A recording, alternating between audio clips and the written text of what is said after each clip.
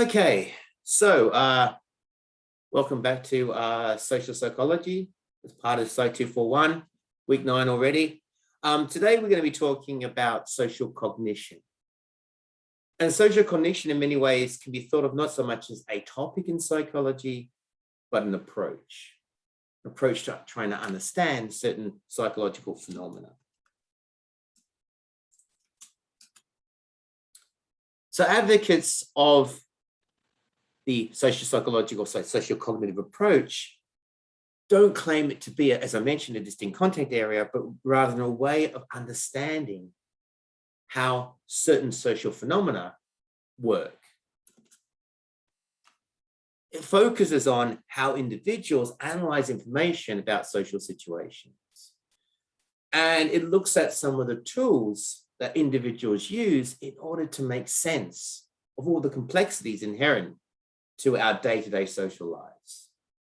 It identifies some of the key tools that we use. Now, some of the key characteristics of these tools are that they tend to enable us to simplify the world so we can cope with it. We can navigate the complexities of our social environment. But that simplification can be a double-edged sword. It can lead to negative consequences such as things like prejudice and bigotry, for instance. So it's the tools we use in order to make sense of our day-to-day, the complexity of our day-to-day lives. So it tends to look at things like how information is processed. How do we process it? How do we take in information from our environment? It looks at how it's represented in memory. And it's no good just being represented in memory. We also need to look at how it's recalled and used to act in the world.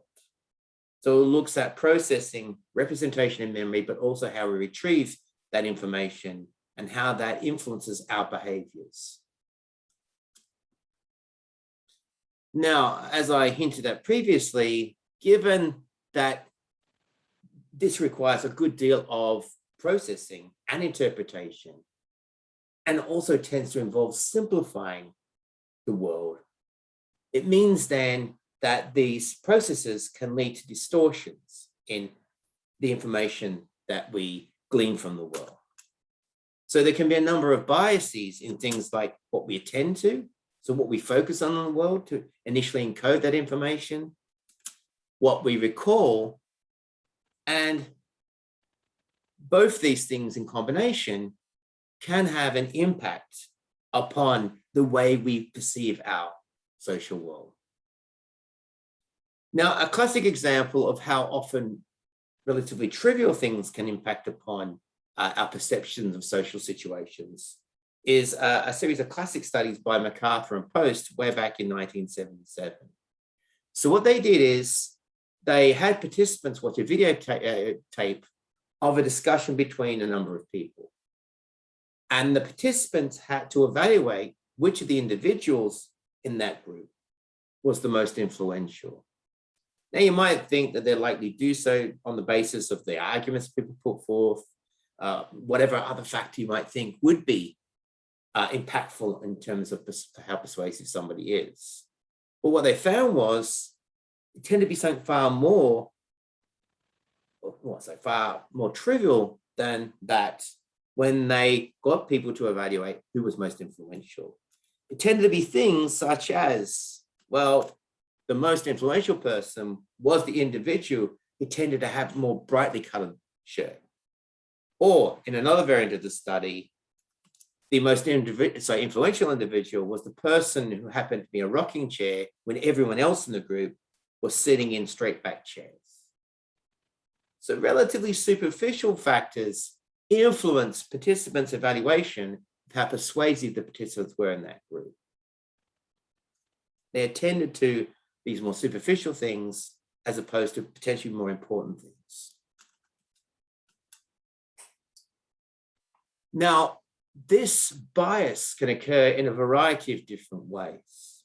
Kurt Lewin indicated and isolated, I think, a really important factor that can influence this kind of biases, and that is the cultural context in which a person makes the perceptions they're making. He argues that the cultural background, the values, the norms that we hold influence the way we perceive the world. This is influenced by Gestalt psychology, and as I said, the key implication for Lewin is the way we think about things, the way we think about the world is very much going to be influenced by the cultural context from which we come. Now, this is illustrated in a classic study by Bartlett going way back to the 1930s. So what Bartlett did was present participants with information that was alien to their cultural background. So these were Americans who weren't Indian Americans, and that's relevant in a moment as to why that piece of information is something I've just shared there. They were presented with information which was alien to their cultural background. It was actually a Native American folktale called The War of the Ghosts. So they read this. Now, it was alien in two ways. The story itself was something which was alien to them, but also the narrative style was also alien. It's very different to, say, a Western narrative style. So it was alien in a variety of different ways. What they had to do as part of this study was to initially read the story on the War of the Ghosts. But they were later, over a year, asked on a number of occasions to recall the story. So Bartlett or one of his associates would follow up on these participants and ask them to recall the story. And what they were interested in was, would the recall of that story change in any way from the original story? Well, in fact, they found it did. How did it change? Well, the changes seemed to be consistent with the participants' own cultural expectations and their norms. So it changed in a way which tended to make the story more consistent with the values and norms and narrative style of the culture from which the participant came.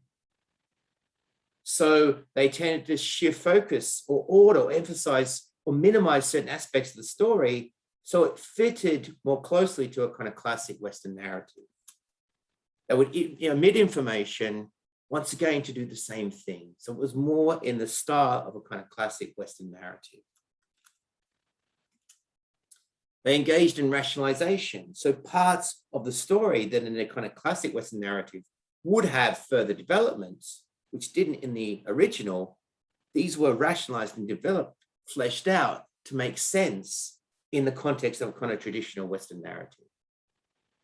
And there was a kind of just general shift or cultural shift where the content and style morphed from its original form to a pretty traditional Western style narrative by the end of that year.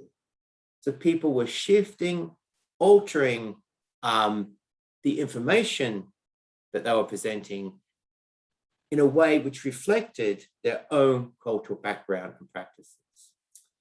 Okay, so we will leave that there for this section. So thank you for listening, and we'll be back with schemas and what are they?